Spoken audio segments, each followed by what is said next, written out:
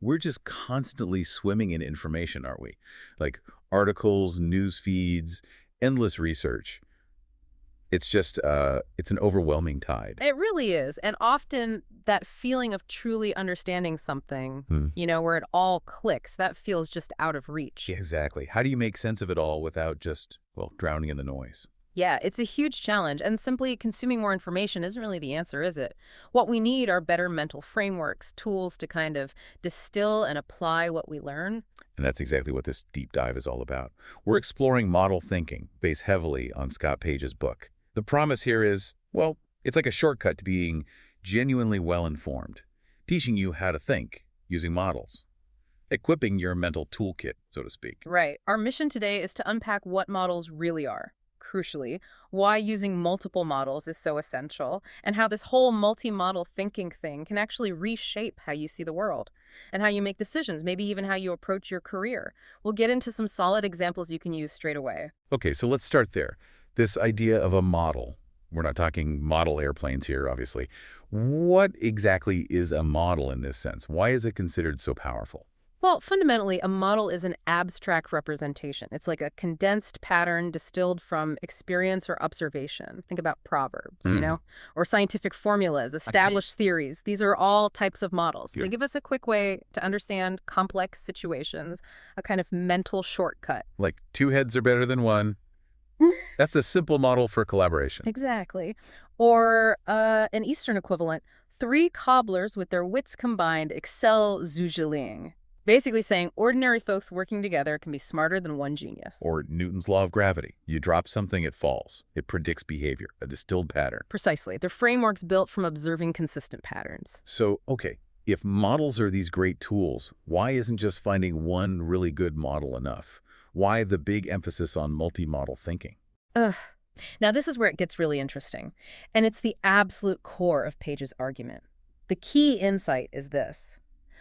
All models, every single one, operates under specific conditions, specific premises. Right. Change those underlying conditions, and even the best model can just completely fail. Think about Newtonian physics. Okay, yeah. Works great for planets or throwing a ball. Absolutely. Describes the big stuff beautifully. But try to use it at the quantum level for tiny particles. It just breaks down. The rules are different there. The premise changed. It makes me think of those proverbs that seem to contradict each other. Like, you hear, many hands make light work. Right. Collaboration is good. But then you also hear, too many cooks spoil the broth. Yeah, which suggests the opposite. So which one's right? Exactly. Well, neither is universally correct. They just apply to different scenarios. Too many cooks might be true for a delicate task needing one vision. Many hands works for tasks where sheer effort is the main thing. So the context is everything. Absolutely. That's why the statistician George Box famously said, all models are wrong. They're simplifications. They only work within certain limits. If you stick rigidly to just one, you risk, missing the bigger picture, sacrificing truth for a formula. Okay, to really make this concrete, let's look at that forest fire example, the one Jared Diamond talks about. It really illustrates the danger of a single model. Oh, it's a fantastic case study. So about 100 years back, settlers moved from the humid eastern U.S. out to the dry western mountains. Right, different environment. Totally different. And they quickly encountered frequent forest fires. So based on their eastern experience, what did they do? Put them out, presumably, as fast as possible. Exactly. The U.S. Forestry Bureau adopted a policy, extinguish all fires immediately by 10 a.m. the next day. Seemed logical based on where they came from. And they got good at it, right? Putting out lots of small fires. Incredibly good. But here's the strange part. For a century, even with all this fire suppression, the regions started suffering from these massive, uncontrollable super fires. Huge devastation. Before humans stepped in so aggressively, there were small fires, sure, but not these giant ones. So why? What changed? So putting out the small fires somehow led to bigger ones. That seems backwards. It does, but that was the aha moment. They eventually realized that suppressing all those small natural fires was actually causing the super fires. Oh. Well, huge fires need two main ingredients. Strong winds, which happen, and crucially, a massive amount of fuel. Dry trees, deadfall, brush. Those small natural fires, they used to burn up this fuel in patches, keeping it from accumulating too much. Ah, like natural housekeeping. Kind of, yeah. So when the big winds came, there wasn't enough continuous fuel for a fire to become a huge, uncontrollable inferno. By putting out all the small fires, they were letting the fuel build up year after year. So the model they brought from the humid east, where dead wood just rots away quickly, Right. completely backfired in the dry west, where it just piled up as kind of explosive fuel. Precisely. The premise, the environment changed, so the model had to change. Eventually, they developed a new forest fire model. And guess what its core strategy was? Let me guess. Starting fires. You got it. Proactively starting small, controlled fires to consume the fuel safely. A complete 180 from just putting everything out. Wow. That really drives home the multi-model idea. It's the essence of it. And Scott Page actually talks about 4 levels of thinking. The most basic is just data, raw facts. A fire happened here on this date. Okay, just the raw numbers. Then comes information. That's organizing the data. Total fires this year, total acres burned. It gives context, but still doesn't tell you what to do. Right. Level 3 is knowledge. This is where models come in. Knowing how to use firefighting gear, how to organize crews, applying a specific model to act. Having one model means you have knowledge. But the highest level. The highest level is wisdom. And that's multi-model thinking. It's the ability to choose the right model for the situation, to switch between them, knowing when to suppress fires aggressively, like in the East, and when to carefully ignite them, like in the West. It means getting past ingrained habits. So it's like that F. Scott Fitzgerald idea. Adapted first-rate intelligence isn't just holding 2 opposing ideas, but mastering many models and knowing when each applies. Exactly. It's about having a diverse mental toolkit. And all models, no matter what they describe, seem to share some basic traits. They're always simplified, right? They leave stuff out. Always. The old fire model ignored how dry the wood was in the West, a critical detail. Second, they're logical. They follow formulas. Yep, there's a structure to them. And third, crucially, they're incomplete. No single one tells the whole story. Never. You need multiple perspectives, multiple models to get closer to reality. It's like the ecologist Richard Lewontin said, our truth is ultimately the intersection of several independent lies. Lies meaning incomplete models. Yes, in the sense that each model is only true within its specific rules and scenario. Change the scenario, the rules change. Okay, so we get the why. The importance of having this awareness, this multi-model approach. Let's get practical now. Let's talk about the how. What are some actual models we can put in our toolkit? The book has tons, but maybe we can focus on a few key ones. Sounds good. Let's start with a really fundamental pair, distribution models. Specifically, understanding the difference between a normal distribution and a power law distribution. This is huge for planning and risk. Normal distribution, that's the bell curve, right? Most things cluster in the middle. Exactly. Think pursuit of the average. Most results are near the mean, fewer at the extremes. Human height is the classic example. Most people are average height. Exam scores often look like this too. And power law, that sounds different. Less. Yeah. Average. Very different. This is more of a winner takes all or rich get richer kind of world. The average isn't typical at all. Instead, a tiny number of items account for the vast majority of the effect or resources. Think wealth distribution. A small percentage holds most of the money. Or website traffic. A few sites get almost all the hits. Okay, so how do you know which situation you're looking at? When does normal apply versus power law? The key question to ask is, do the individual items or events influence each other? Are they interdependent? Okay. In a normal distribution, things are largely independent. Your height doesn't really affect my height. Right. But in a power law distribution, things are interdependent. One popular video gets shared, leading to more views, leading to more shares. There's a feedback loop. One burning tree can ignite others. Success breeds success. Got it. So for practical application, Yeah. resource planning maybe, if you're designing bus handrails, height is normally distributed, so aim for the average person. Makes perfect sense. But now think back to the forest fires. Right. Not a normal distribution problem. Definitely not. Large forest fires are a classic power law event. Low frequency, but potentially massive disproportionate impact. If you treat it like a normal distribution, just budgeting for the average small fire, you'll be totally unprepared for the rare but catastrophic big one. You have to plan for the extreme outlier in a power law world. Allocate major resources to preventing or handling that huge event. And what happens if you misjudge this? Apply a normal model to a power law reality. Well, you get disasters like the Big Dig Tunnel project in Boston, the Central Artery project. Yeah, the budget on that just exploded, didn't it? Massively. It went from around $4.6 billion initially to over $14 billion. Why? Because they originally budgeted as if it were a series of independent, normally distributed tasks. Digging, wall design, roof construction, each estimated separately. But construction projects aren't usually like that, are they? Things affect each other. Exactly. It was a deeply interdependent system. A problem with Yeah. the roof caused issues with the walls, which messed up pipe installations, which delayed other parts. It was a cascade. In a power law cascade. Precisely. Small problems didn't stay small. They triggered bigger, connected failures.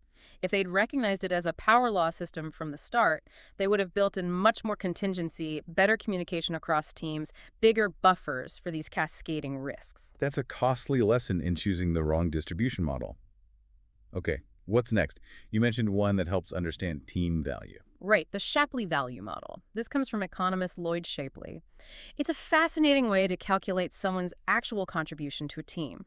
It basically averages out their marginal contribution, what unique value they add across every possible order they could have joined the team. It ignores things like seniority and just focuses on irreplaceability. Okay. That sounds a bit complex. Can we walk through an example? Sure, imagine a small trading company. They trade between Spain and France. To make any money, they absolutely need someone who speaks Spanish and someone who speaks French working together. Got it. Need both languages covered simultaneously. Okay, now person A only knows Spanish, person B only knows French. Let's say they each get paid 2,000 units.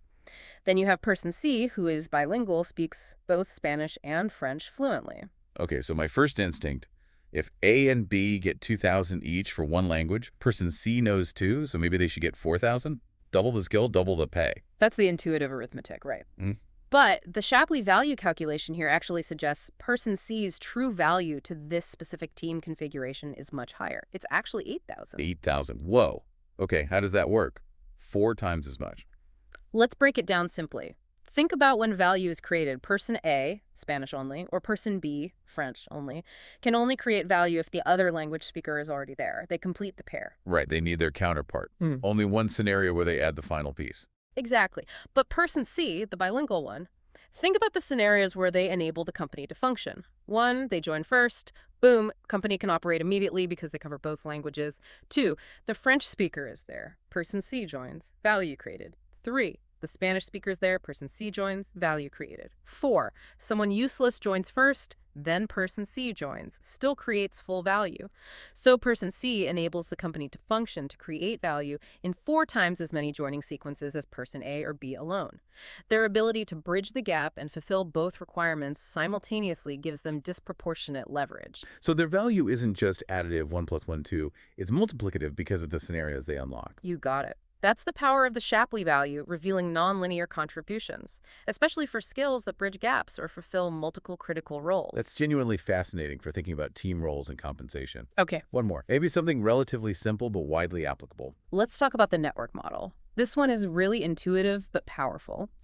It asks us to stop seeing people or things as isolated units and start visualizing them as nodes in an interconnected web. Its main value, helping you quickly pinpoint the leverage point, the breakthrough point, whether you're trying to spread something or contain it. And the core idea is that connections aren't evenly distributed. Right. Some nodes have way more connections than others, the hubs. Precisely. Some people just know vastly more people or interact across more diverse groups. So how does this play out? Let's say there's a virus outbreak, limited vaccine. Who gets it first? Well, common sense might say the most vulnerable or maybe essential workers or just do a lottery. Right. But the network model says vaccinate the most highly connected nodes first, the superconnectors. Why them specifically? They might not be the most vulnerable individually. Because if they get infected, given their vast number of contacts, they will spread the virus much, much faster and wider than someone less connected. Taking them out of the transmission chain early has a disproportionately large effect on slowing the whole epidemic down. It's about disrupting the network's spreading potential. Ah. So it's not just about protecting individuals, but crippling the spread mechanism itself by targeting the key hubs. Exactly. You identify the nodes with outsized influence on the network's behavior. And I guess this works for positive things too, like marketing a product. Absolutely. If you're launching something new, forget trying to reach everyone at once initially. Identify those highly connected people, the influencers, the hubs in your target market. Get them on board as your seed users. Give them early access, make them feel special.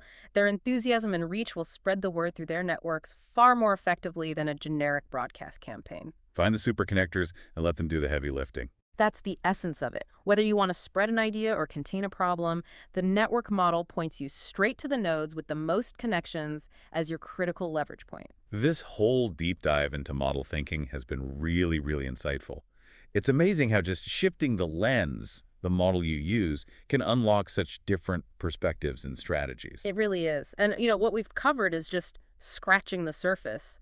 Page's book has dozens more models, each offering a unique way to slice up a problem. It leads to a kind of final, maybe provocative thought, doesn't it? We spend so much time trying to improve our methods, get better skills, work harder. Right, focusing on the how.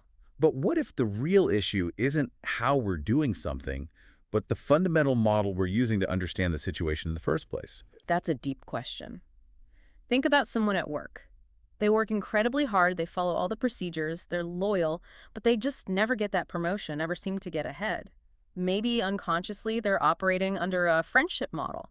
They expect loyalty and effort to be reciprocated like it would be in a personal friendship. But the workplace might be operating on a completely different model, right? Maybe a value creation model or a strategic impact model where different things are rewarded. Exactly. Or someone else might treat every single meeting like a battle, a zero-sum game, applying a warfare model where collaboration is actually what's needed. And it's not about saying one model is morally better or worse. Not at all. It's about recognizing that these underlying mental models are running the show. They're deeper than just skills or techniques. They shape what we see, what we expect, how we act. So, if your methods seem sound, but the results just aren't there, maybe it's time to step back and ask, am I even using the right map for this territory? Did I start with the wrong model? That self-awareness seems key. Identifying the model you're actually using, consciously or not, and having the flexibility to switch it when the context demands it. That's the path to wisdom, according to Page. Well, hopefully this deep dive has cracked open the door for you, the listener, into this really powerful world of model thinking. If you found this intriguing, definitely check out Scott Page's original work. There's a whole universe of these mental tools waiting. Mastering them really could transform how you navigate, well, pretty much everything in our complex world.